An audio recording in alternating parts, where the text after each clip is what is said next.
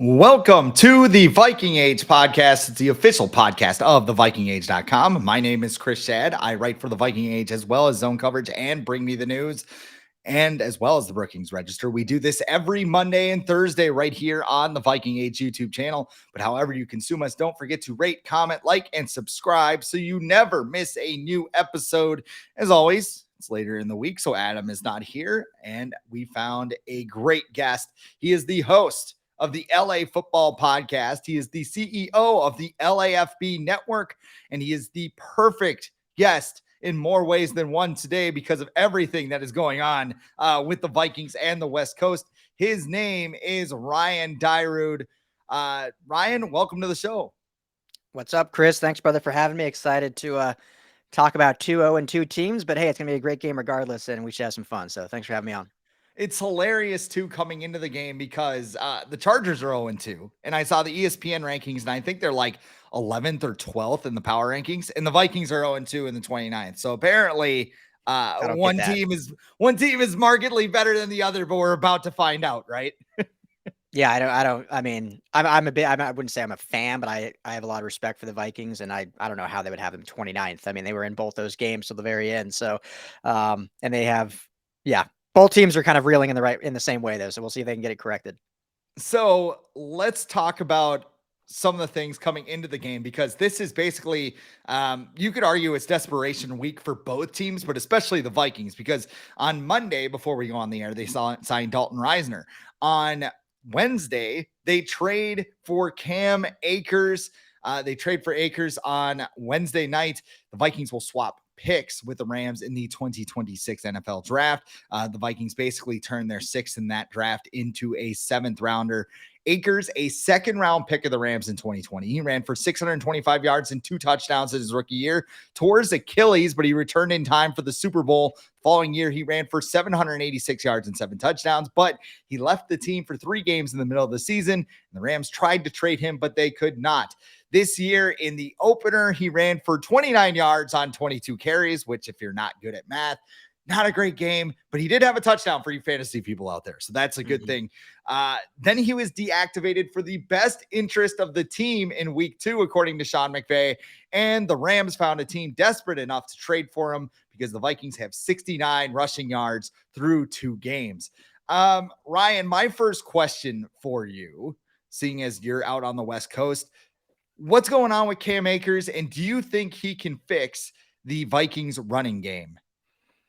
You know, it's a great question, and I don't know if I have the enough evidence to say he can fix the Vikings rushing game, but I do believe he can definitely add a dimension to it and add some versatility and add some explosion to it. You know, he's still a very talented player.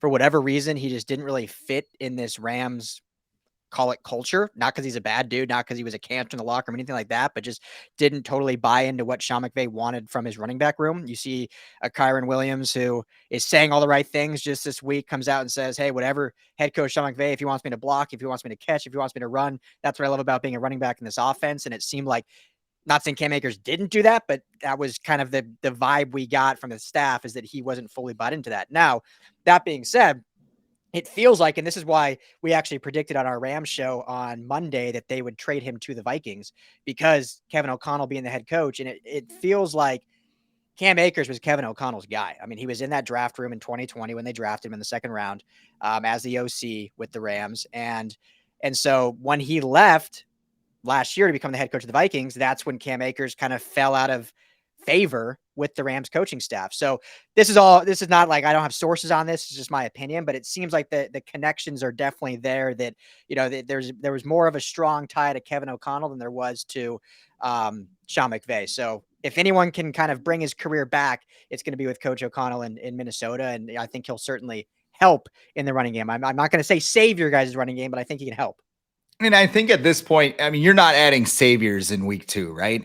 I think the Vikings so far in the Kwesi Adolfo-Mensah era, they look at their team, they assess it, and then they make moves. Last year, they went ahead, they said, hey, Adam Thielen's not getting it done. Let's go trade for TJ Hockenson. And it turned out to be a great move. Now, the bar is very high because of that trade, because Hockenson now, he's got the long-term contract. He's the highest paid tight end in the NFL. those are very high bars for Cam Akers to reach. But I think what the Vikings need in the running game is different than what they need in the passing game, because the Vikings came into the season, they got rid of Dalvin Cook, and everybody thought they threw a puppy into live traffic or something, where it's just like, why are you letting go this guy? This guy's awesome. Like, what? Why? And he was making $14 million. They roll with Alexander Madison, which I think everybody knows now was kind of a mistake to have him as the bell cow back. Ty Chandler didn't take a step forward. So the Vikings had to do something, because their plan outside of letting Dalvin Cook go was a flop. There's some reports that they were in on David Montgomery in the offseason. They re-signed Madison, even though he has a career low in carries. They draft Wayne McBride, who was cut after the preseason, even though, we have a joke on this show that, the Pope meme, just Isaiah Pacheco, 7th round running back. Oh, look at him. So cheap. Didn't really happen with Dwayne McBride. And then Ty Chandler kind of fell on his face. So like you said too, like back in the draft, the Vikings were looking at quarterbacks, and Will Levis was a name that popped up frequently because there was a Rams staffer. I can't remember his name right now, but he was working at Kentucky and he worked with Will Levis. And we said, if anybody knows more about Will Levis than anybody else, it's going to be the Vikings, because Kevin O'Connell has that connection. That is what I feel with Cam Akers. And I also worry that maybe the Vikings are on the other end of Yannick Ngakoue 2.0, where they trade for him beginning of the season. He produces, but he's not quite what they want. They trade him, and the other team is just like, well, I mean, he's fine. He's producing, but he's not a winning player. I think this is a multi-layered decision to trade for Cam Akers. And I'm just wondering, like, how could this be different if Akers does fit in with the Vikings? Yeah, he adds that element, I think, of explosion potentially, and he's a decent pass catcher out of the backfield, which I think Alexander Madison probably is as well. So I mean, what's funny is in enough football that I've watched, they're kind of similar backs in a way. So you're not getting necessarily a totally different style of running back that can complement Madison. But I think it just sometimes, in football, for player A, call him Cam Akers, you just need a change of scenery to revive your career. And for player B, let's call it Alexander Madison, you need that other guy to push you to get to what was expected of you. And back when Dalvin Cook was with you guys, he was the one pushing Dalvin, and that's why everyone was like, hey, this Alexander Madison guy looks great, because when he's in there, look how efficient he is. But then once he becomes the head honcho, there's no one pushing him, or there's nothing he's chasing for. So now you kind of create that vibe again in the running back room. So, it'll be interesting to see how it plays out. Like you said, it probably can't get much worse. And he was done in LA, Cam Akers was. So happy they were able to each find a suitor for him. It's always fun to me to see these pick swaps 2 years down the line in 2026. Like, yeah, why is that even necessary? But whatever. It's always fun. And it's same with the Reisner move. I mean, I was kind of like sitting here going like, okay, you're pushing for 9 wins. Like, good for you guys. But at the same time, they didn't really give up too much in terms of future assets. I mean, you have $4 million in cap space this year to sign Reisner. And then you basically pick swap, maybe you have another shot at getting an Isaiah Pacheco in 2026. I don't know, with your second, 7th round pick. Maybe you can draft a kicker. I don't know. It's not really a significant move. And it's kind of like the Rams went ahead and just gave him away because, like you said, he wasn't a fit there. And I like Dalton Reisner too, by the way. I think that's a good pickup for you guys. So I was actually going to ask you about that quick before we moved on. Reisner, you have a little bit of perspective on him, as he was in the AFC West the last 4 years with the Denver Broncos. Why do you like Dalton Reisner with the Vikings? So it's funny. I live in LA. I own the LA Football Network. I cover LA, but I'm from Denver. So I'm actually a Broncos fan. Like, my fanhood is the Broncos. So when they drafted him, right at the same draft as Drew Lock and Noah Fant, whatever, I thought that was one of our most solid draft picks. I thought he started right away pretty much and kind of could play that swing guard position. He's a real nasty lineman, but a real good team leader, huge in the community. He'll get involved in Minnesota right away in the community. But I think why he fell out of favor, not fell out of favor in Denver, but just like people kind of forgot about him, was last year. I don't even remember his name, to be honest, but the offensive line coach for the Broncos, it was just an abysmal situation out there. And the Broncos offensive line was terrible. I mean, there were stories about just like there was no coaching going on, no teaching at all. So I think he just kind of fell subject to that. But if you look at his first 2 or 3 seasons, I mean, he was a real solid solid guard being taken in the second round. So I think he's a guy that, getting in the right system, getting with the right staff, and having the right guys around him, I think he can absolutely revitalize his career because he's a super talented player and a super hard worker. So I think it's a good fit for him. Yeah, and it is interesting to see him talk with the media yesterday. Excellent quote. Like you kind of mentioned him being good in the community and everything else. You can definitely see that there is some excitement coming into Minnesota. There is an opportunity for him with Ed Ingram.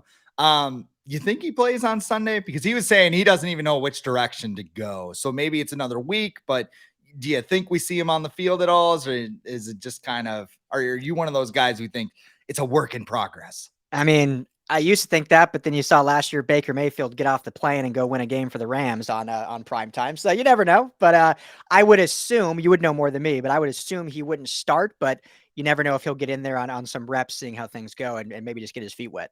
A couple times Ed Ingram's back is on the ground like a turtle. I think he'll get in there real quick personally, Yeah. but we'll see what happens there. Let's move on to Sunday. It is basically a loser leaves town match between the LA Chargers and the Minnesota Vikings. Both teams, as we mentioned, enter the game at 0-2. The Chargers are favored by 1 point on the road right now. The Vikings lost to Tampa Bay and Philly by a total of 9 points in their first two games. The Chargers lost to Miami and Tennessee by a total of 5 points. The big storyline for this Chargers, we'll start there because Brandon Staley's seat is hot, like red hot. The Chargers blew a 24-point lead in the playoffs last January. Staley somehow kept his job after that. The Chargers have chargered the first 2 weeks of the season, and somebody asked, well, is this a hangover from the Jacksonville game? And Brandon Staley basically lost his mind. Go look up the YouTube clip because he was not thrilled with that question. Entering Sunday, 0-2, is Brandon Staley's job on the line for the Chargers? I don't think yet. This season, he's definitely coaching for his job. I don't think the Chargers would make that move, especially this early. I personally don't think they'll make a move unless the season's lost. So unless they somehow, fall to like if they're 1-8, then maybe they make a move. But I think they instilled enough confidence in him after that playoff loss to say you got to give this guy more than 2 games or 3 games. If you felt good enough after that loss, like what's 3 losses when it's a 17-game season? So, but it's definitely red hot. The vibe here in LA is definitely not good. The fan base is definitely ready to move on. And, I've been one of the biggest Brandon Staley supporters. I think he's a great person. I think he's a good head coach. He's obviously had some miscues early on, as most rookie head coaches do. The biggest issue with him, it's not culture. I think he's built a great culture. Unfortunately, this team still does have that chargering effect. And that was kind of what when he came in and hired, said he wanted to get rid of this narrative that Chargers can't win close games. And to an extent, he's done that. It's just the ones they do lose, everyone brings that up again. I mean, they had some great one-score wins, similar to how the Vikings had last year, and they had a ton of injuries, went 10-7 last year, and a lot of one-score games, and came up in the win column, which they didn't do under the Anthony Lynn regime. So they were able to correct some of those, but it just hasn't been enough with that talent to kind of get really to that next step. But the biggest complaint and issue is him being such a quote unquote defensive mind, and the Achilles heel of this team, specifically in 2023, is that defense, and giving up 36 points to the Dolphins, albeit a great offense. Vic Fangio, his mentor, was the D coordinator of the Dolphins, and he gave up 34 points. So, I mean, those both offenses were just lighting it up. So you got to kind of tit for tat, but they weren't able to slow down Tyreek Hill whatsoever, make adjustments. And then in week 2 against Tennessee, you go up against a much inferior offense. And, you give up 27 points, which isn't great, but also you give up a touchdown late in that game when you kind of want to see this defense clamp things down. And the real issue is the secondary, which just hasn't been able to stop anyone. And there's been miscommunications and stuff like that, which, who do you want to blame? That's up for discussion. So it's red hot. It's tough. I still think that the organization has faith in them to at least carry this out for a while. But yeah, you go down 0-3, it's gonna be tough talking to the media out here in LA, that's for sure. Like, why do you think, even though he has created this culture and they are an improved team, I would definitely say that from the Anthony Lynn days, why do you feel like this chargering narrative still exists and really gets amplified, week after week? I don't know. It's so hard. Like, and this is one thing I've said, and I get crushed for it. Charger fans are, I know they get this bad rap of there's not many of them or whatever. There's a strong fan base in Chargers land, and they're a very, very passionate fan base. I would say, probably even, well, I won't compare. I'll just say they're very passionate, but they stand by their quarterbacks no matter what. They did it back when Dan Fouts. They did it with Phillip Rivers, could do no wrong. Guys throws 4 interceptions. It's someone else's fault. And, that's great. They love their quarterback. Justin Herbert's the same. Can do no wrong. I love Justin Herbert. I think he's a top 5 quarterback. I think when you look at just these simple stats, right? Like he's had like 14 fourth quarter comebacks, I believe. In these first 2 games, the Chargers are the first team ever to put up 50 points and be 0-2. So it's like when you look at those from the bird's eye view, he's living up to that hype. He's doing everything he has to do. They're putting up enough points. But, and this is where maybe I'm being overcritical, or maybe where I'm just saying, hey, if you're going to be in that top 3 echelon, that $52 million per year echelon, and I said this on, I don't know if you know Matthew Collar of the Purple Insider podcast. I said this to him yesterday. I was like, is Justin Herbert right now, for being real, is he closer to Kirk Cousins or closer to Patrick Mahomes? And I think right now, when you look at the trajectory of what he's done put up phenomenal numbers. He obviously has more arm talent and physical traits than Kirk Cousins, but when you just look at the body of work, he's closer to Kirk, because in both these 2 games, and if you want to talk about charging, the way you get out of that is your superhuman quarterback puts the team on his back and wins the game in the biggest moments. Against the Dolphins, a minute 50 left, 2 timeouts, needed a field goal to win. Not a touchdown, just a field goal, down 2. Couldn't get a first down. Against the Titans, they had 4 possessions between the end of the game and overtime. Got 1 field goal, punted 3 times. So it's those moments where, yes, it's if we're truly saying who's more to blame, it's the defense. But when you have this all-world quarterback that everyone wants to put up on this pedestal, as they should, and I love Justin Herbert, but the way you get over that hump of charging is in those big moments. He puts on the cape and says, I got this. Don't worry about it. I'm going to make sure we're not charging. I'm going to go win this game. So in my opinion, the only way you get out of that narrative is he's got to take even more control, be even better than he has, which is almost unfair, but just in those moments, really, really capitalize. These 2 teams, it's so funny to me how connected they are. Like, obviously, they're in different universes, right? AFC, NFC, West, North, etc. But, even dating back to 2020 with this team and the rookie of the year debate, whether it's going to be Justin Jefferson or Justin Herbert, there was a friendly rivalry there. I think the Chargers media team even had like banners hanging up, like, one rookie of the year, one beat the Chargers in LA, and that type of stuff. Like, the fans, it's not as nasty as like Vikings Packers or like Bears Packers or anything like that. But I mean, there's like this friendly, playful feeling where they're at each other's throats, because I think both teams are similar. The Chargers have that thing where they play in all these close games.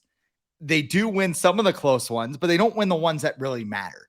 Like the Vikings last year with Kirk Cousins, there were a couple of comebacks, like the Buffalo game, where you're like, oh, here we go.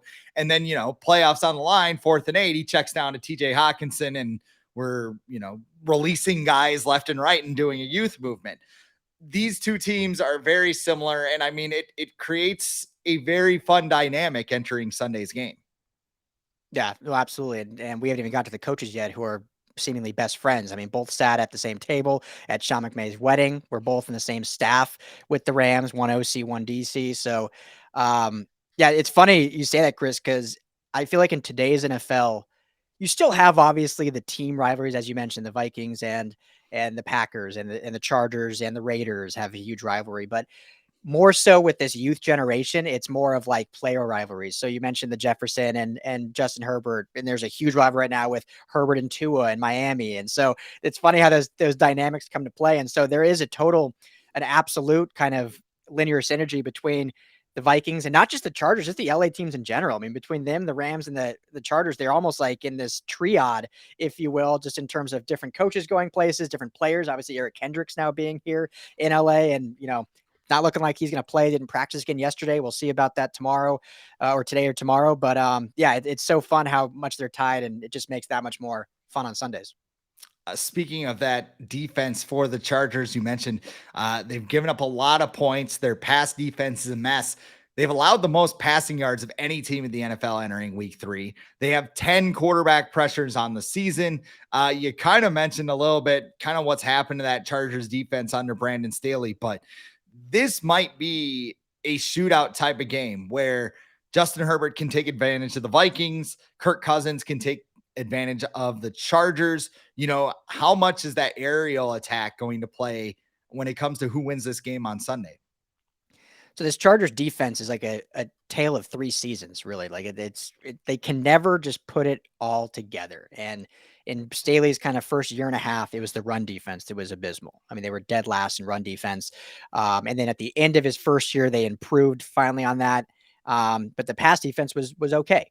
And then last year, it was like, okay, then the run defense got a lot better. The pass defense started to drift off, but still wasn't bad, like was okay. And then now so far this year, the run defense has actually been really solid. I think they held Derrick Henry had like 25 carries and only 80 yards. I mean, they did their job against Derrick Henry, but the pass defense was just like, here, whoever wants it, take it. Like, we're not going to stop you.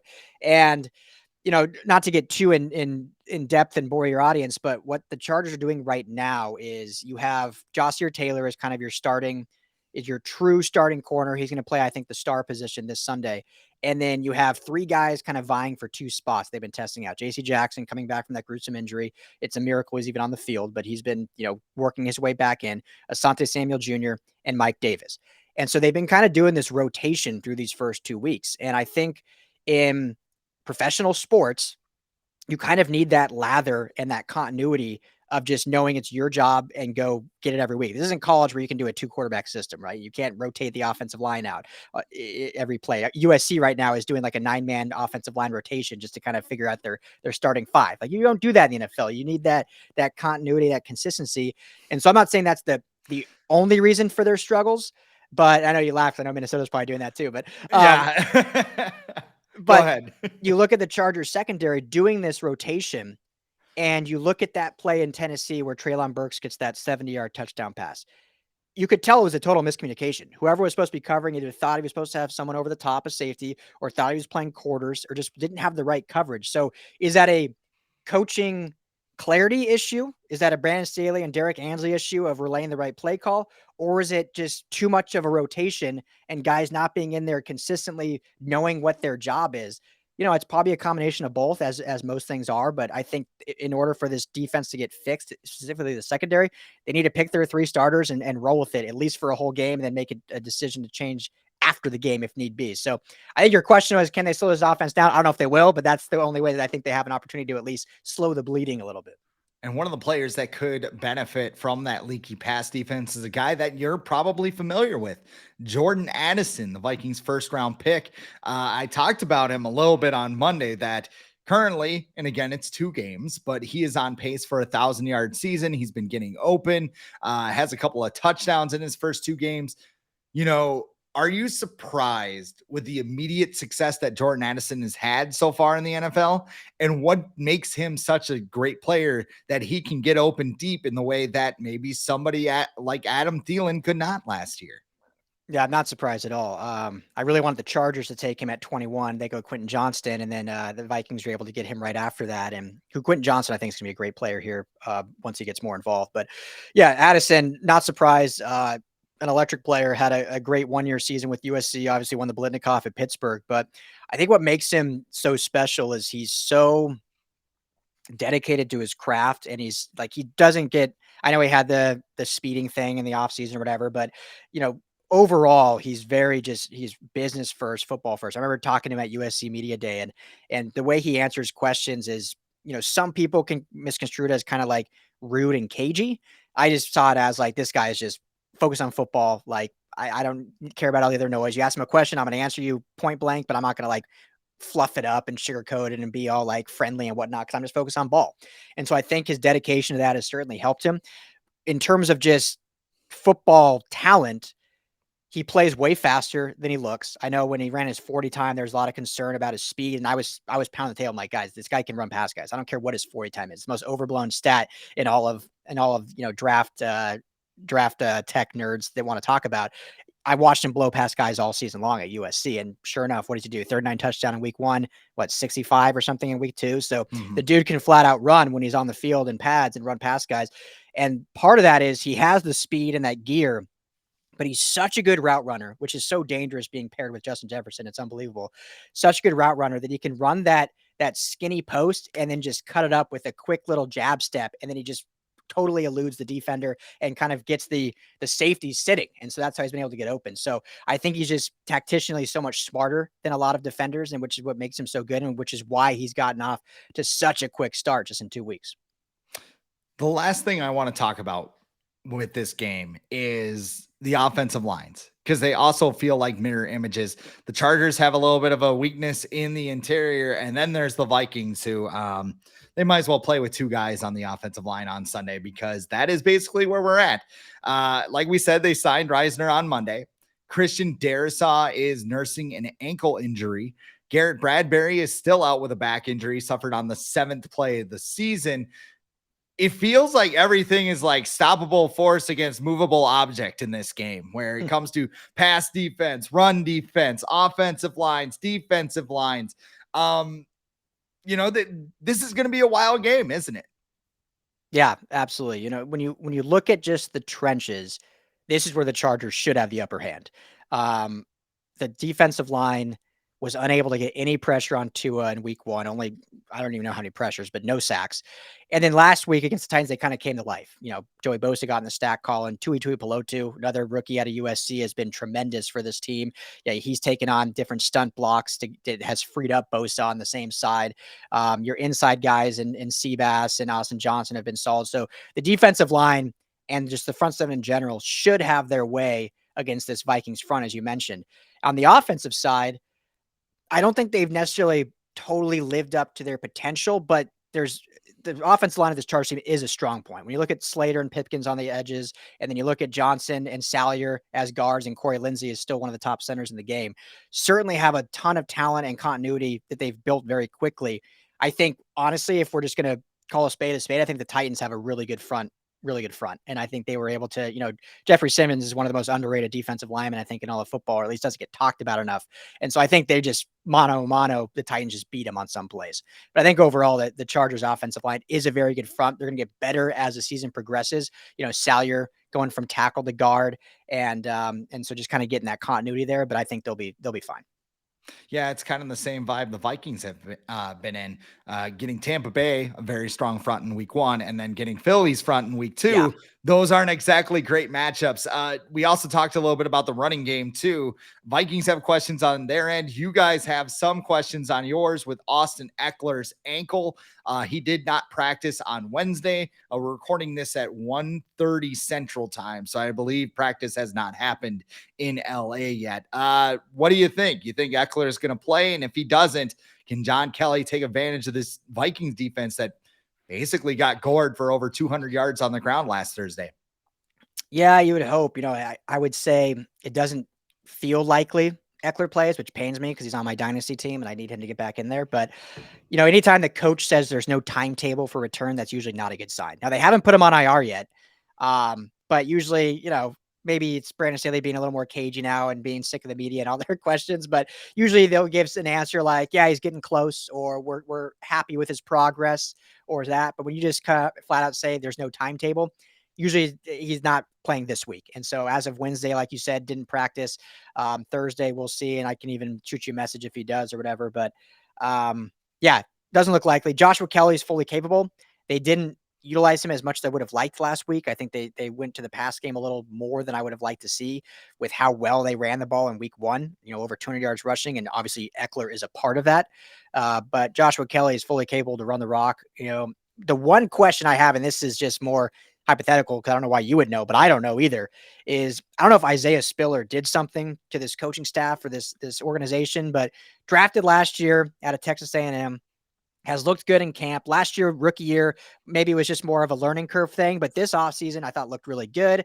Got some play in week 1, and then had, I think, 1 carry last week. And you have Elijah Dotson, the undrafted guy out of Northern Colorado, getting more touches than big Isaiah Spiller. So that's the big kind of mystery out here is if Eckler can't go, you would think it would be a Joshua Kelly, Isaiah Spiller show. And it just hasn't been the case. But, you would hope this offense can get the running game back to where it was in week 1 against this Vikings team that certainly gave up yards in their 2 previous matchups. It's a funny story, actually. My friend is wound up leaving a dynasty league. And like, when you're not in a dynasty football league, you just kind of let a lot of stuff like kind of get past you. Whereas, Yeah.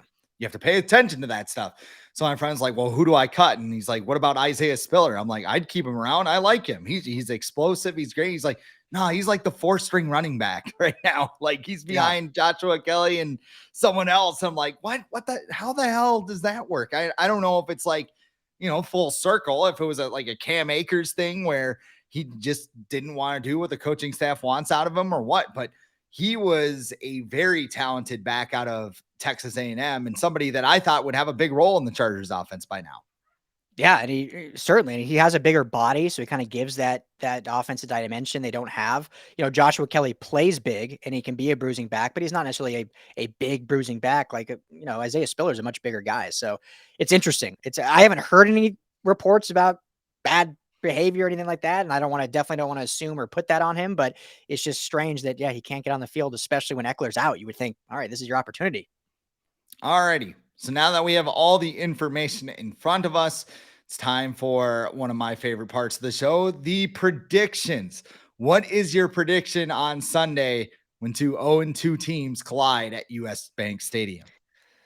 Oh man. So yesterday on Caller's podcast, I didn't give a score, but I actually predicted the Vikings to win. I thought, they've been very close. They've played a very tough schedule overall, or at least against Philly last week.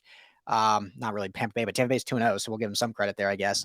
I think they have a little more continuity maybe with what they want to do in terms of offense. And the Chargers, I think are a lot of excitement around Kellen Moore, but they're still learning things. However, after 24 hours, I think I'm going to flip a little bit. I think I'm going to pick the Chargers in this game just because for whatever reason, the Chargers sometimes play better on the road. And US Bank is such a tough stadium to play in. It gets so loud in there. I love the Skull chant, one of my favorite things out there. But for whatever reason, the Chargers seem to play a little better when the lights are on, when they're on the road, when the noise is against their backs are against the wall. And, I think that they're like both these teams. I think both have a lot to prove.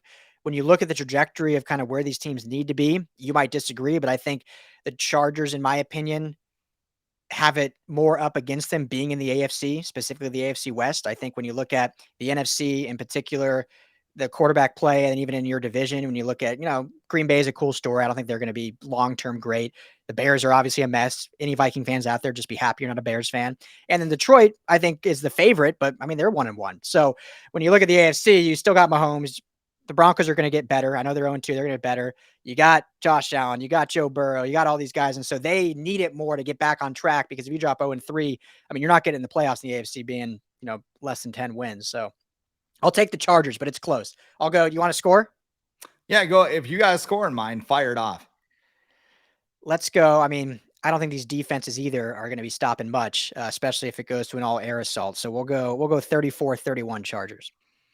Okay, 34-31 Chargers. I like that. And, just listening to you, I'm kind of going on the fly here because I don't know what to expect on Sunday. Like these two teams, you're probably not a pro wrestling fan, but this is like the Rock and Stone Cold of like teams that just have weird games. Like they're just staring at each other in the middle of the ring. And I don't know if it's going to be a double doink. I don't know if it's going to be an interception. I don't know if it's going to be another lost fumble because the Vikings have lost all 7 fumbles in their first 2 games, which is ridiculous. But like the Vikings, we know that when they get in this position, when they get in this 0-2 position, they just have this gravitational pull to 500. I don't know if it's Kirk Cousins. I don't know if it's like Vikings juju or what. Like they always find a way to make their way back. Even in 2020, they start 1-5. They finish the year at 7-9. And I think at one point they were in a playoff spot late in the year. Like that's just how this team operates. That being said, the holes on this team, even with the free agent signing of Dalton Reisner, even with the trade for Cam Akers, there are still huge problems. I could not name a defensive lineman on the Vikings right now. It is a no-name group. You got Harrison Phillips and you got Kyrus Tonga, you got Jonathan Bullard. Like that's not like me being poor research. That's just the nature of the situation. They're switching in a lot of young players. Marcus Davenport didn't practice on Wednesday because of his ankle, and he did not play against Philadelphia because of his ankle. I think the Vikings have enough to stay in this game. But with the injuries along the offensive line, because Christian Darrisaw was limited, he's not going to be 100% with that ankle. I don't know what they're going to do with Reisner, whether they're going to throw him in right away or if they're just going to use Ed Ingram another game. If that's the latter, that's a problem. I think this game gets weird. I think this game has a lot of points. So I'm going to pick the Chargers and I'm going to pick the Vikings to fall to 0-3. And I'm going to go 38-37. I think it's going to be some kind of weird game, maybe decided by a field goal at the horn.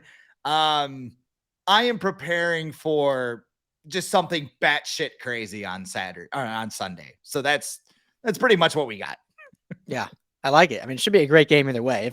If the Vikings do pull it off, it's going to be Kirk Cousins plays out of his mind, and Kevin O'Connell, knowing Brandon Staley as well as he does, is able to game plan on offense that just continues to exploit his defense. So, I mean, that's what it's going to come down to. All righty. So, kind of wrapping up here, you got the LA football podcast.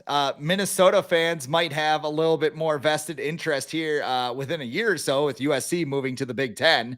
So, and UCLA actually. So, what do you got going on at the LA football podcast right now?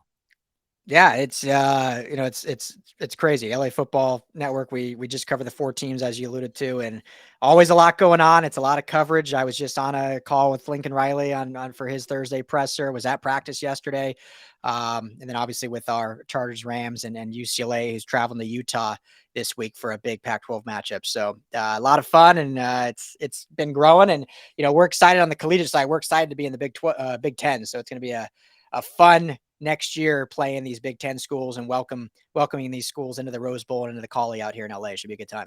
I'm still having the slight hesitation when I see it on NCAA 14 because you can. I don't know if you're a gamer or have ever played, but you could flip all the conferences around. And it's like USC, Ohio State. Oh yeah, that's a conference matchup now. That's weird. I mean, it's exciting, but it's also very strange to see that. Yeah, it's weird. And then you got Stanford and Cal going to the ACC. Like, okay, that makes a lot of sense.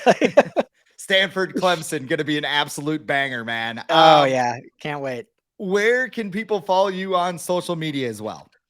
Yeah, so on Twitter or X, I'm Ryan Dyrud, LAFB. And then our main channels are just all LAFB Network. So really easy to find. Awesome. Well, nice to meet you, Ryan, and thank you for coming on. But that is all the time we have for the Viking Age podcast today. We do this every Monday and Thursday right here on the Viking Age YouTube channel. But we are also in podcast form the next day. And don't forget to like, comment, share, and subscribe so you never miss a new episode and we can spread the word to everyone out there. For Ryan Dyrud, I am Schad, and we'll talk to you next time on the Viking Age podcast.